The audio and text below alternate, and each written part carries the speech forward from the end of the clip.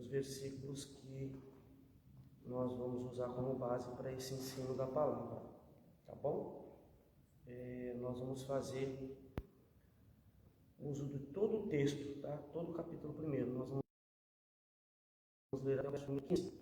Provavelmente hoje não dê tempo de eu terminar tudo, porque cada tópico que eu separei aqui é um pouquinho extenso, mas no decorrer das outras quartas-feiras, permitido Deus, nós daremos continuidade a esse ensino, tá? Quem quiser anotar o tema do ensino, eu denominei igreja ou clube social, tá? Igreja ou clube social. Bom, vamos falar um pouquinho dos dados históricos, para a gente primeiro ter uma noção de quem é Ageu. Bom, o livro do profeta Ageu foi escrito 520 antes de Cristo, ou seja, 5 séculos antes dele, né? É um livro pós-exílio, livro específico diante de um posicionamento do povo de Deus, tá? Nesse período, o povo estava vivenciando o domínio do Império Persa. Esse Império Persa, o maior império da época, não existia no mundo nenhum império mais poderoso do que o Império Persa, tá certo? E antes dos persas, Nabucodonosor, rei da Babilônia, ele conquistou Jerusalém. Nessa conquista de Jerusalém, a Bíblia vai dizer que ele destruiu o templo de Jerusalém, o local onde o povo adorava a Deus, o local onde o povo buscava a Deus. E grande parte dos judeus foram levados cativos para a Babilônia, foram exilados na Babilônia, e lá eles ficaram 70 anos servindo como escravo os babilônicos, tá bom? Depois disso, os persas, movidos por uma ação poderosa da parte de Deus, o que eles fizeram? Eles tomaram Jerusalém da Babilônia, tomaram Jerusalém de Nabucodonosor, e com essa tomada de Jerusalém da mão de Nabucodonosor, eles permitiram que os judeus voltassem para Jerusalém e reconstruíssem os muros, reconstruíssem o templo, levantassem novamente a igreja. E aí eles têm essa oportunidade de reconstrução, tá certo? Diferente de hoje, o templo, tá, daquela época, a igreja naquela época, ela tinha uma simbologia muito diferente da de hoje, né? Hoje nós apregoamos que a igreja somos nós, e muitas das vezes não damos quase nenhum valor para o templo, para o prédio, né? E naquela época não. Naquela época, falar de templo era o símbolo da religião. O templo era onde Deus se manifestava, era onde o Altíssimo mostrava a sua glória. Então, destruir um templo era algo assim muito aterrorizante para quem adorava a Deus. Mas agora eles estão tendo a oportunidade de reconstruir o templo, de levantar o símbolo, né, de Deus, o símbolo da vossa adoração, da religião, de tudo aquilo que eles acreditavam. A simbologia da crença deles agora estava na mão deles para ser novamente reerguida, tá? O problema é que os judeus ficaram 70 anos presos em Babilônia, 70 anos cativos. E aí o que aconteceu? Quando os persas dominaram Jerusalém e liberaram eles para ir construir o templo, eles chegaram lá, já tinham outras pessoas habitando o local. Gente que não acreditava em Deus, gente que buscava outros deuses, gente que acreditava em outro tipo de religião, e eles encontraram muita oposição para reconstruir o templo, tá? E por conta disso eles ficaram 17 anos sem poder reconstruir o templo. Quando eles viram essa oposição dos novos povos que estavam lá, ao invés deles insistirem, ao invés deles continuarem querendo reconstruir o templo, não. Eles abandonaram a reconstrução e cada um deles eles voltou para sua casa, voltou para dentro do seu lar, tá? Aí o que acontece? 17 anos se passa, o povo abandona a reconstrução e Deus agora vai chamar Ageu, Deus agora vai chamar Zacarias para exortar o povo de Deus. Deus agora vai levantar esses dois profetas para que voltem e reconstruam o templo, tá? Então, o livro de Ageu é uma chamada ao arrependimento pela falta de interesse do povo pelas coisas de Deus, povo que foi liberto da escravidão, porém abandonaram as coisas de Deus e voltaram para as suas casas, tá? Voltaram para as suas casas. Primeira lição que a gente pode tirar daqui é que as nossas coisas podem nos desviar facilmente das coisas de Deus. Outra coisa que a gente pode analisar aqui é como é que aquilo que para mim é importante, pode me corromper com aquilo que é de Deus. Às vezes as minhas coisas são mais importantes do que as coisas de Deus. Às vezes os meus afazeres se tornam mais importantes do que as coisas de Deus. Às vezes aquilo que eu desejo para agora, para o momento, consegue me desviar daquilo para que Deus me fez, daquilo para que Deus me criou. Eu nasci para ser um adorador, eu nasci para adorar a Deus, para servir a Deus, mas o meu desejo do momento pode fazer com que eu me desvie disso, pode fazer com que esse chamamento seja desvirtuado. Eu não me lembro agora do escritor, e quando eu estava fazendo os bolsos, procurei também na internet, eu não achei, mas um sábio escritor, ele disse assim: um dos maiores erros dos homens é o quê? É eles abrirem mão do que eles mais desejam na vida por aquilo que ele deseja no momento. Um dos maiores erros dos homens é abrir mão daquilo que eles desejam ou desejaram a vida inteira por aquilo que eles desejam só no momento. Todos nós nascemos com propósito. Não existe ninguém na face da terra que não tenha nascido com o propósito de Deus. Às vezes a pessoa não sabe, né? Não tem o conhecimento da palavra, e aí ela acha que não tem propósito. Mas todos aqueles que estão debaixo do céu têm um propósito. Todos nós recebemos de Deus uma missão nesse mundo. E às vezes essa missão não está linkada, não está atrelada à igreja, ao templo, a essa geografia aqui. Às vezes esse chamamento está para além da igreja, está para além da casa de Deus. Às vezes a pessoa tem uma chamada de Deus e não é aqui. A chamada dela é lá no trabalho dela, é lá na família dela, é cuidando de uma única pessoa. É o propósito de Deus para a vida dela.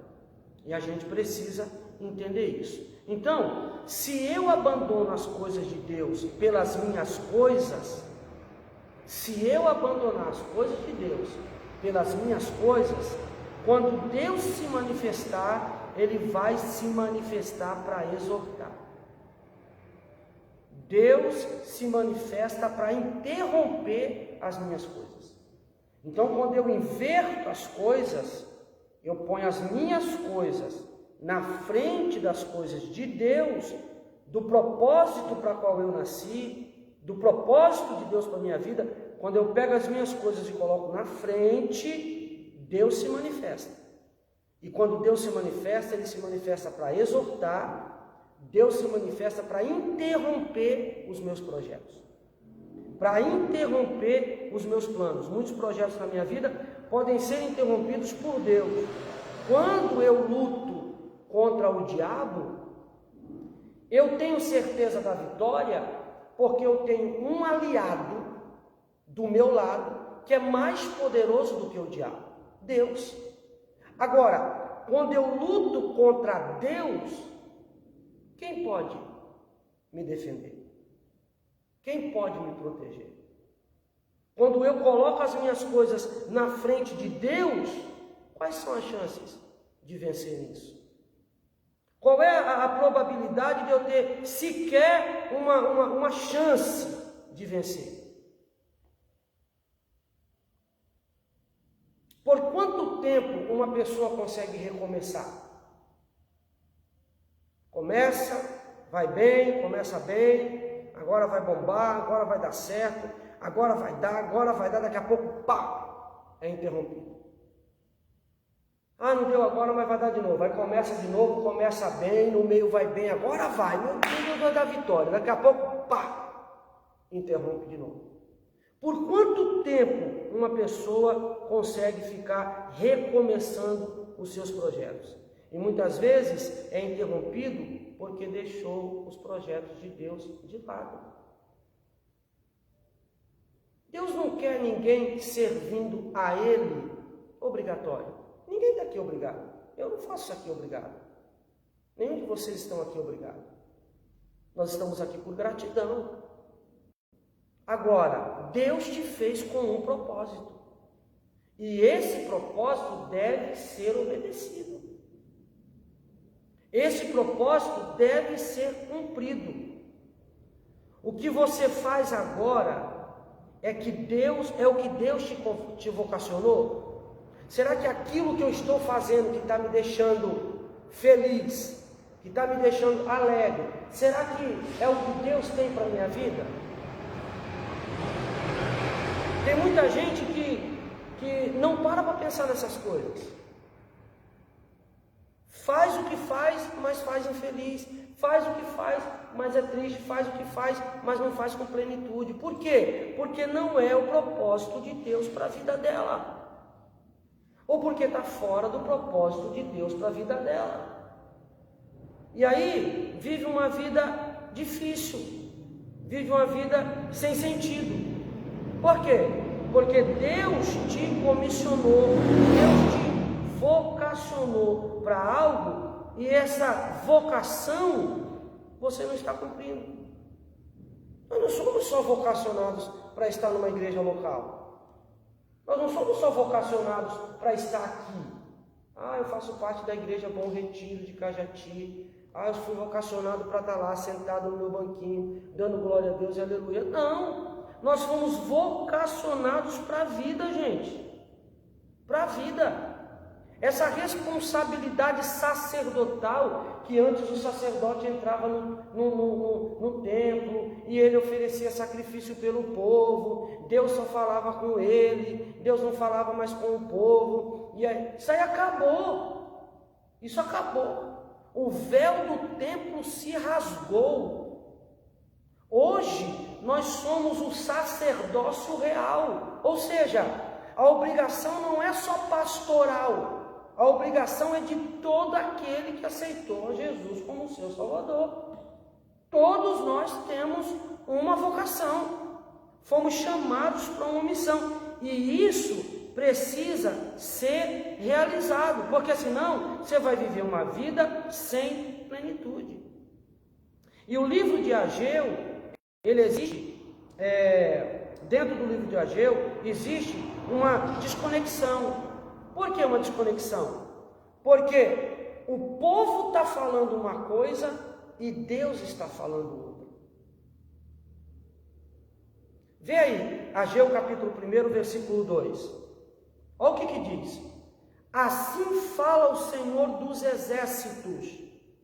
Este povo diz, não veio ainda o tempo em que a casa do Senhor deve ser edificada. Não é Deus que está dizendo, pelo contrário, Deus queria que a sua casa fosse edificada. Ageu capítulo 1, verso 2. É isso mesmo? A Zona está olhando meio. Está diferente aí, né? A tradução. Então, Deus queria que o templo fosse edificado, que a casa dele fosse reconstruída. Só que o povo estava dizendo que não era o tempo. Percebe? Não é o líder do povo que está dizendo que não é o tempo. É todo o povo. Eles eram unânimes. E se você for o texto, ver o texto, analisar o texto, você vai perceber que é Deus que está dizendo? O povo está dizendo que não é o tempo, deixando a entender que eles não só estavam unânimes nesse pensamento e propósito, mas também falavam com autoridade: não é a hora. Agora, veja aí o verso de número 4 para a gente ver essa desconexão.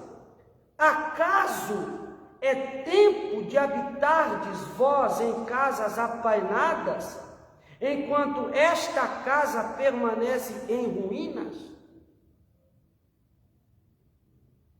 Deus está dizendo assim: então quer dizer que a minha casa pode ficar jogada,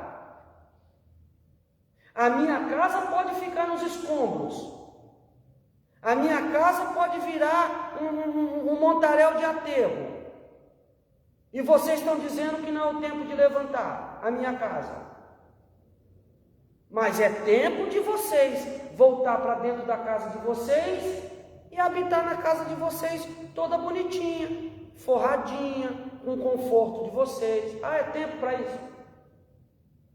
Então quer dizer que fazer a minha obra não é tempo. Agora é tempo de fazer a obra de vocês? O que está escrito aí na tua versão, no verso 4? Aqui está junto 3 e 4. Pode ler. A sua resposta ao povo é essa: já chegou a hora de vocês morarem em casas luxuosas? Aí, já chegou a hora de vocês morarem em casas luxuosas?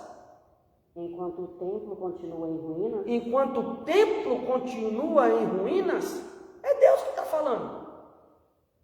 Deus está dizendo: eu quero que levante a minha casa. E o povo está dizendo: não é tempo. Aí Deus diz: é tempo de vocês morar na casa bonita de vocês. E a minha casa fica aqui, destruída. Só os escombros.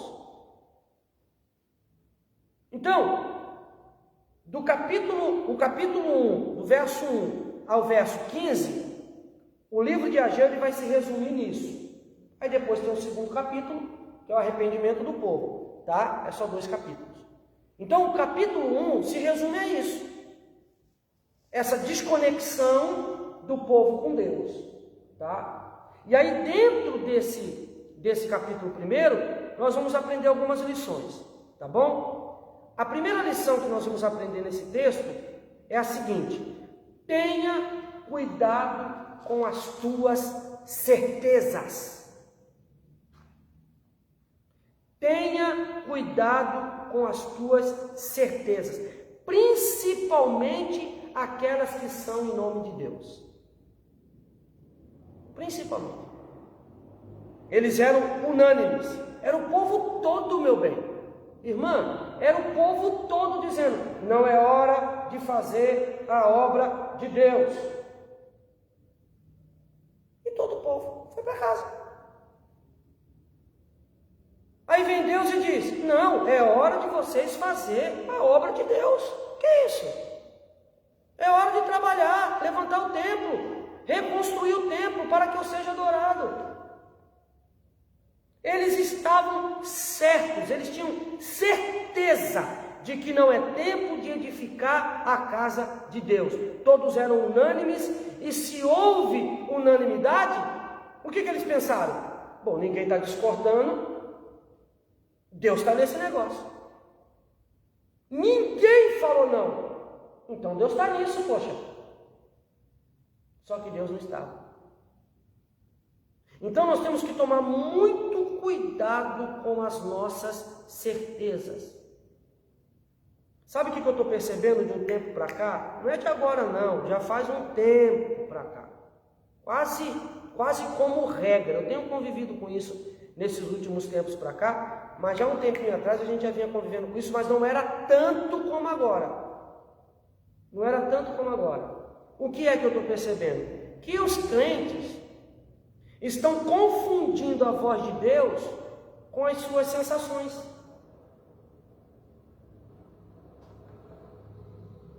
Estão confundindo. Eles têm uma sensação, é aquilo que a gente ouve de vez em quando, né? De vez em quando a gente está aqui, aí alguém chega aqui e diz: não, pastor, mas eu senti de Deus. Toma cuidado com as tuas certezas, meu irmão. Toma cuidado com as tuas certezas, minha irmã. Eu senti de Deus, pastor. E quando eu ouço isso, João, chega a me dar uma dor na alma, um aperto no coração. Porque Deus não é Deus de confusão, gente. Tem muita gente dizendo, não, mas eu senti de Deus de sair daqui para outro lugar. Tudo bem, amém, você é livre.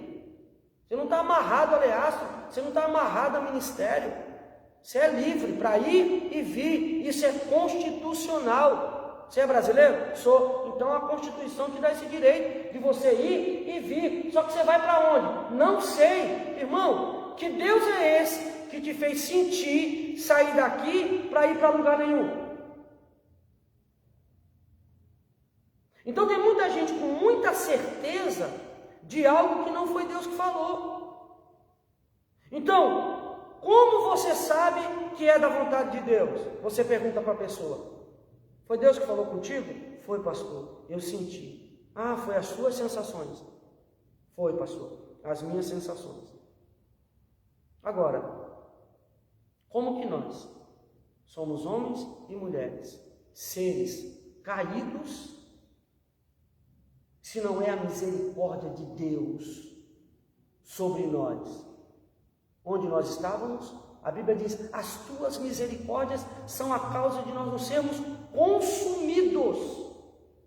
Agora, como eu sou um ser caído, dependente da misericórdia de Deus para estar aqui, vou confiar nas minhas sensações. Eu senti de Deus. Eu tenho certeza, eu senti de Deus. Aí o que acontece? Vai lá, toma decisões na vida, faz mudanças repentinas, tudo porque senti de Deus.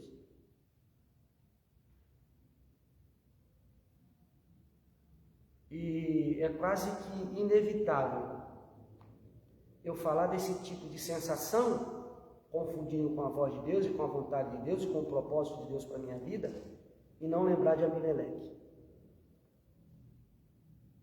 Houve rumores de fome na terra. Abimeleque pegou a esposa Noemi, Malom e Quilion e foi para outra terra. Lá nessa outra terra, Deus o abençoou. Eu vou falar disso talvez na outra quarta-feira. Conforto não quer dizer que a bênção de Deus está sobre a tua vida, tá? Porque tem muita gente que pensa assim, estou abençoado. E nem sempre estar abençoado é estar no centro da vontade de Deus. E eu provo na Bíblia. Mas esse é assunto para uma outra quarta-feira. Morreu Malom, morreu Quilion e morreu Abimeleque. Ficou 3 viúvas, Noemi, Orfa e Ruth. Ruth teve que pegar rabisco, ou seja, resto. O que os ceifadores colhiam na plantação de Boaz e deixava cair, ela pegava o resto, para poder sustentar ela e a sogra. Então tem muita gente assim, eu tenho certeza. Por quê? Porque eu tive uma sensação, eu senti de Deus, de que esse negócio é para me fazer. Aí toma decisão, faz mudança repentina, porque senti de Deus. Aí você chega para a pessoa e fala assim, quem te garante que Deus está nisso? Eu sou pastor há mais de 22 anos, 24, 20, sei lá. A pessoa chega e fala para você, eu senti de Deus, pastor, tenho certeza. Você tem? Qual é a garantia disso? Ela não sabe te responder. Você fala para ela, qual é o respaldo bíblico que você tem para essa atitude?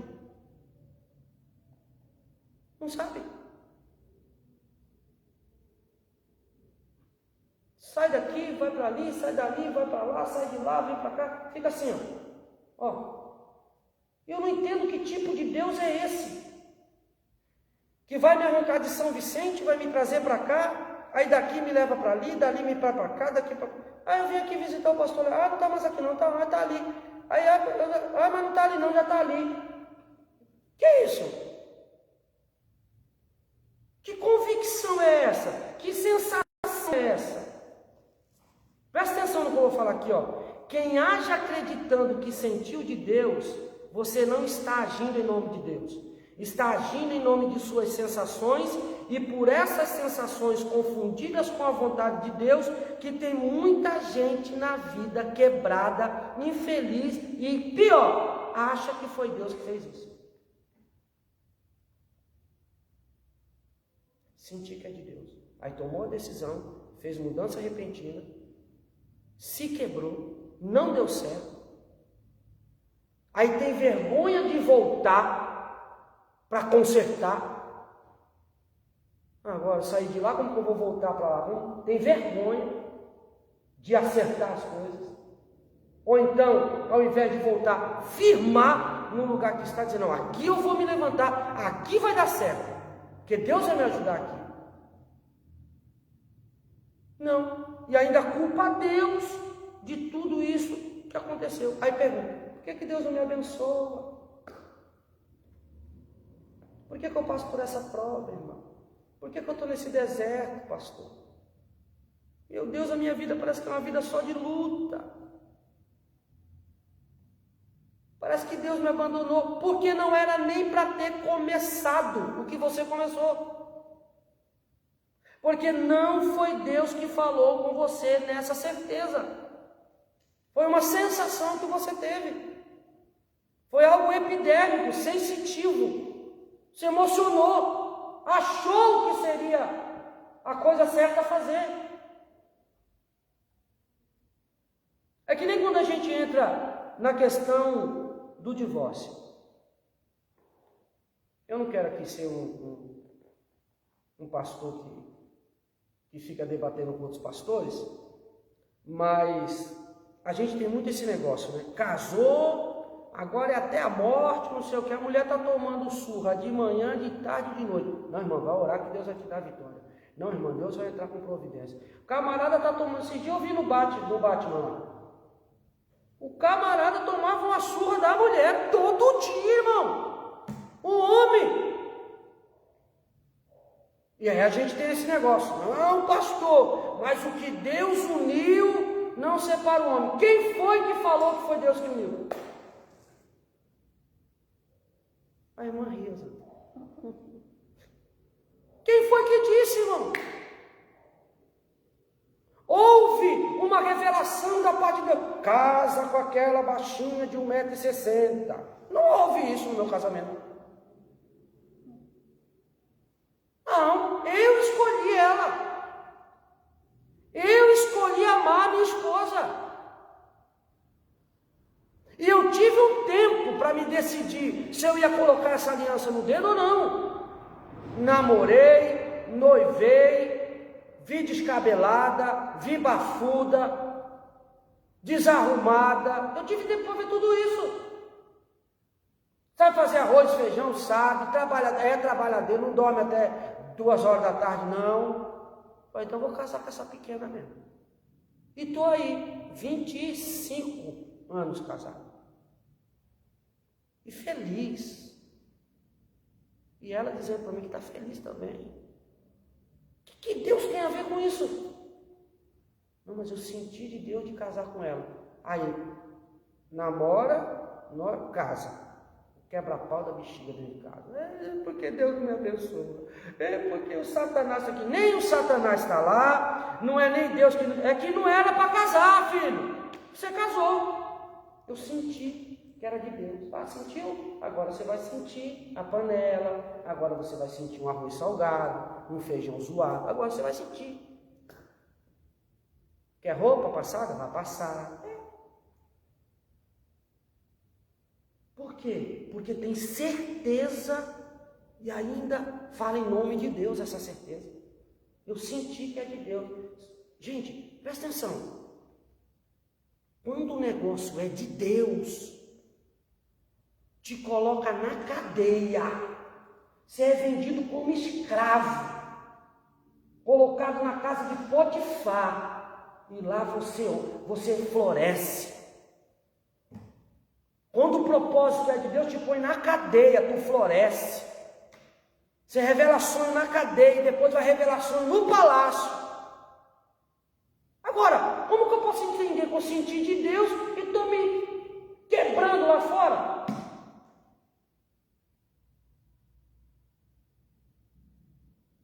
É que nem alguém chega e diz assim, Deus vai te colocar no leito. Como que Deus vai colocar no leito se Ele enviou Jesus para morrer por mim? Poxa, que Deus é esse? Se tu não fizer a obra de Deus, Deus vai te colocar um câncer. Se tu não fizer isso, Deus vai fazer aquilo. Que Deus é esse? Que envia um filho para morrer por mim e que agora vai me matar de câncer? Peraí, está tendo uma desconexão aqui. Ou Ele me ama ou não. Ou eu estou entendendo errado a Bíblia? Será que desde quando eu nasci, 46 anos de idade, será que eu não sei ler Bíblia direito?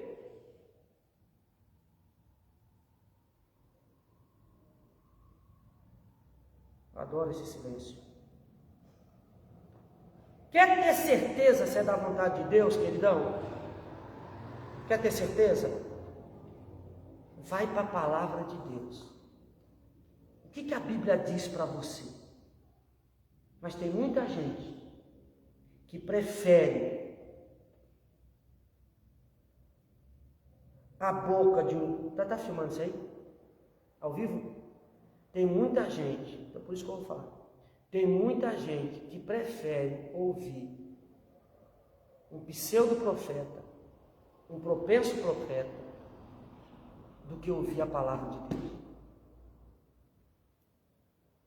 Tem muita gente que prefere ouvir um homem dizendo que em nome de Deus fala, do que ouvir alguém pregar a palavra, ensinar dentro da palavra. É preciso saber a diferença de profecia e adivinhação. Abre a Bíblia em Atos 16. Abre aí. Abre aí. Atos 16 e 16. Um dia, quando estávamos descendo ao lugar de oração, na beira do rio, sim, encontramos uma moça escrava, possessa de demônios. Demônio. Possessa de quê? De demônios. De demônio. E o que os demônios faziam nela? Que era adivinha. Ah! E ganhava muito dinheiro para os seus donos. A Bíblia fala do espírito da adivinhação. Às vezes, não é o Espírito do Senhor numa revelação, não. Às vezes é um espírito de adivinhação para acabar com a tua vida lá na frente. E se não tivermos cuidado, caímos numa falácia dessa e culpamos a Deus pelo que ouvimos. Eu preguei uma vez aqui nessa cidade, numa igreja aqui. Minha esposa estava nesse dia. Um congresso, acho que era de jovens. Preguei, a igreja estava cheia. Deus derramou uma glória, João, na igreja. Pensa num negócio tremendo. Aqui no setor 2, quando eu era mais novo, nunca pensei que eu ia falar isso, gente. Quando eu era mais novo. Vai fazer o quê, né, irmão? Chega para todo mundo, né? Preguei naquele gás, jovenzinho. Daqui a pouco uma moça no meio dos jovens começou a falar em línguas e bate palma, e fala em línguas e bate palma, e roda no meio da igreja, e faz aquele escarcéu, e eu, pregador novo, olhei para aquilo e falei, Deus é fiel, pregação bombou. Pastor Roque de Santana foi até mim no púlpito e disse, desça do altar e repreenda aquele espírito de enganação. Eu olhei para ele, velhinho, da cabeça branca, eu falei, pastor, a igreja está tomada pela glória de Deus. Pois é, e o diabo está dizendo, você não está vendo não? Eu falei, pastor, só me perdoa, mas eu não estou vendo. Ele falou, então vai lá, na minha fé, e repreenda. Eu desci no meio do povo, entrei no meio da multidão, coloquei a mão na cabeça da moça, e como ele me orientou, eu fiz. Espírito de engano, sai da vida dessa moça agora. Quando eu tirei a mão, ela caiu endemoniada. Andava que nem uma cobra dentro da igreja. Expulsamos o demônio, ela foi liberta. No meio do povo de Deus. no meio do povo de Deus. Um pastor amigo meu contou um testemunho que um dia ele estava num retiro espiritual. E ele abriu as portas do retiro espiritual para os jovens levarem amigos na intenção de se converterem. E eles estão brincando na praia, e daqui a pouco uma moça parou e disse assim: tem alguém se afogando lá naquela curva lá, tem alguém se afogando. Começaram a brincar, quem está ficando doido, não sei o que. Vai lá ver, tem alguém se afogando, tenho certeza. Correram lá, tinha uma pessoa se afogando, tiraram a pessoa de dentro da água e trouxeram a pessoa. A pessoa não morreu afogada. Foram até a moça: nossa, Deus te deu uma revelação, glória a Deus, aleluia. A moça falou assim: não é revelação de Deus não, eu sou representante do satanismo aqui. Espírito da divinação. Eu senti de Deus. Senti? Cuidado com as tuas certezas. Não é hora de fazer a obra de Deus unânimes. Se todo mundo concordou, Deus está no negócio. E Deus não estava. Cuidado. Às vezes essa tua sensação pode fazer você quebrar a cara. E aí você vai culpar Deus, vai culpar a igreja, vai culpar seu pastor, tua pastora, vai culpar os irmãos da igreja. Que a verdade é uma só. A verdade é uma só. É mais fácil arrumar culpado por meus erros do que ter caráter e dizer: não, eu errei, eu escolhi errado. A decisão quem tomou foi eu. Deus não tem nada a ver com isso. Me aborreci aqui, não estava gostando daqui, não andarão dois juntos se um não estiver de acordo, eu não estou de acordo, não quero ser pedra de tropeço aqui, eu vou para lá, pronto. Agora, sentir da parte de Deus: opa, peraí, tem muita gente frustrada com Deus por conta das suas sensações. É melhor lutar contra o inferno inteiro do que ter Deus como inimigo. Então, primeira lição que a gente aprende no capítulo 1 do livro de Ageu: tenha cuidado com as tuas certezas. Não tome decisões baseadas nas suas sensações. Eu senti de Deus. Me mostra alguém na Bíblia que teve esse comportamento. Eu senti de Deus. Me mostra na Bíblia. Todos aqueles que disseram: assim diz o Senhor, e não era Deus falando, colheram da sensação que tiveram. Eu sou pastor há 25 anos. Eu conto nos dedos qual foi o dia que eu entreguei uma profecia para alguém. Eu acho que se virar 5 ou 6 foi muito. Estourando. Agora tem gente que não pode sentir nada, não pode se alegrar um pouquinho, não pode se emocionar um pouquinho na igreja. Não pode falar: o Siri canta, que já tem profecia para entregar, já tem manto para entregar, já tem revelação para falar, já tem tudo. E para pensar, a maioria de quem entrega essas revelações não entrega para o pastor da igreja, não entrega para a pastora da igreja, é só para a comunidade.